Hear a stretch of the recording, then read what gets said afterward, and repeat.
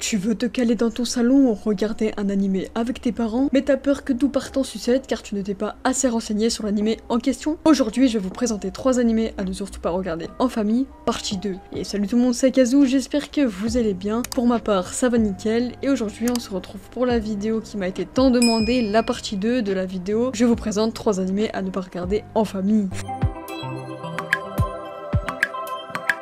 Food Wars, c'est un animé culinaire où l'on suit Yukihira Soma qui rêve de devenir chef cuisinier dans le restaurant familial Yukihira et de surpasser le talent culinaire de son père. Un jour, celui-ci lui annonce qu'il part aux États-Unis et l'inscrit à la prestigieuse école de cuisine Totsuki réputée dans le monde entier. Soma a fini son stage au restaurant du chef Shimomiya, il revient à Totsuki où de nouveaux défis périlleux l'attendent de pied ferme. En effet, il vaut mieux prévenir d'emblée. Cet animé est très coquin dans la façon de représenter les choses ressenties par les personnages lorsqu'ils goûtent les plats. Et lorsque l'on ne s'y attend pas, c'est assez perturbant de voir des habits se déchirer lorsque quelqu'un mange un mets de qualité. À ceci s'ajoutent des métaphores enflammées pour décrire les plats, une femme qui se sent enlacée par un homme poisson dans le lit d'une rivière, qui rajoute encore à la puissance culinaire, sans compter les cœurs religieux et tous les éléments qui viennent s'y ajouter. Parfois de façon bien grasse comme du miel qui coule sur une femme, de ce point de vue, il est même possible de ressentir une certaine gêne. Il ne faudrait vraiment pas que vos parents voient cet animé, même si ça n'a l'air de rien, en voyant l'image de l'animé, ça risquerait de les surprendre. Certaines manifestations de plaisir s'apparentent presque à une métaphore du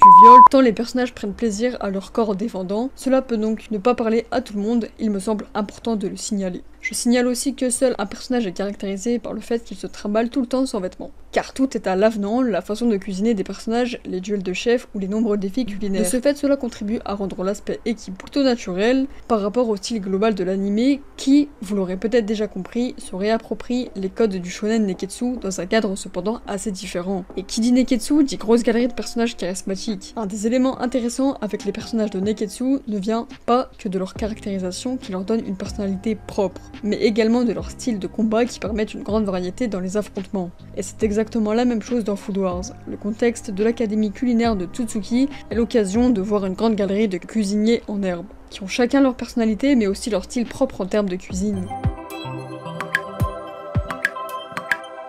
Prison School, le lycée Hachimitsu, un lycée où tout le monde rêverait d'y entrer, est réputé pour être le plus sévère du pays. Jusqu'à cette année, ce lycée était uniquement réservé pour les filles, mais les garçons y sont désormais autorisés à pouvoir y accéder. Seulement, comme c'est décrit comme l'année test, il y a seulement 5 garçons qui vont pouvoir rentrer dans cet établissement. Imaginez juste 2 secondes, 5 puceaux n'ayant jamais embrassé et encore moins touché une fille, ne serait-ce que la main, qui vont se retrouver entourés de milliers d'adolescentes. Les garçons vont d'abord essayer d'aborder les jeunes filles de leur école, et c'est surtout Kiyoshi, le plus timide, qui va essayer de se lier d'amitié avec Shio, qui elle est amatrice de sumo, tout comme lui, mais leur inexpérience et leur timidité les empêchent d'établir une quelconque communication. Mais à peine liés d'amitié, les 4 autres adolescents ont décidé d'aller espionner les filles dans les bains dès le premier jour. Alors là déjà tu vois que ça part totalement en sucette. Tout ce qui va se passer derrière est vraiment palpitant car il y aura une suite d'événements incroyablement drôles, incroyablement surprenants et dingues. En allant espionner des filles sous la douche, évidemment vous vous en doutez cela ne se passe pas comme il avait prévu. Et ils vont être sévèrement punis par le bureau des élèves géré par Marie la présidente, Meiko la vice-présidente et Anna la secrétaire. C'est un animé de 12 épisodes donc c'est un animé très court et ça se finit assez rapidement. Attention, il y a beaucoup d'humour noir et de scènes perturbantes pour les plus jeunes. Si vous n'avez pas encore 16 ans, je vous interdis d'aller le voir. Sinon l'animé a une assez bonne animation et une grosse touche d'humour, et je vous déconseille de le voir en famille ou même en public.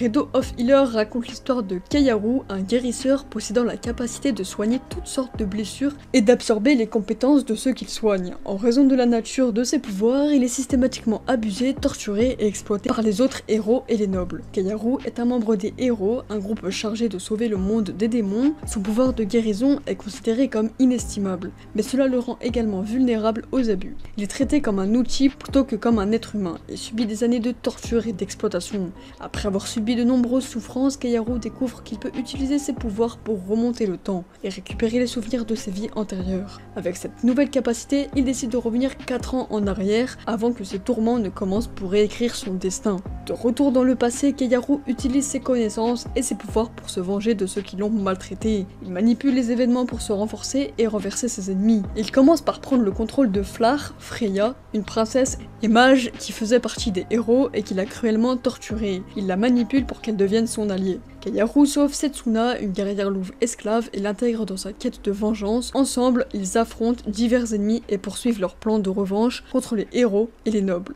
Kayaru continue de s'opposer aux autres héros, utilisant des méthodes brutales et impitoyables pour atteindre ses objectifs. Son parcours est jalonné de violence et de manipulation, mettant en lumière les conséquences de l'abus de pouvoir et les limites de la justice personnelle. Plusieurs scènes dans la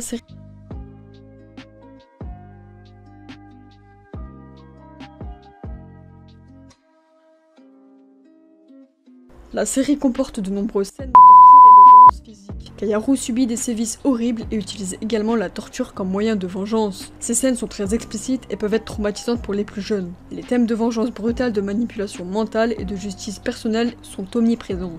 La série contient des scènes de nudité et de sensualité explicite. Donc t'as compris que si tu regardes ça avec ton père ou ta mère, t'es fichu. Ces éléments combinés avec la violence contribuent à un ton général qui est clairement destiné à un public adulte. Donc voilà sur quoi la vidéo se termine, j'espère avoir sauvé pas mal de personnes car les images des animés en ont pas l'air comme ça, mais parfois ça peut sortir de vraies dingueries. Si vous voulez une troisième partie, ce serait avec grand plaisir. J'ai déjà sorti une première partie qui est disponible sur ma chaîne, n'hésitez pas à aller la voir, n'hésitez pas à mettre vos plus gros pouces bleus et à vous abonner à ma chaîne YouTube, ça me ferait extrêmement plaisir. Sur ce, c'était Akazu, à la semaine prochaine et ciao!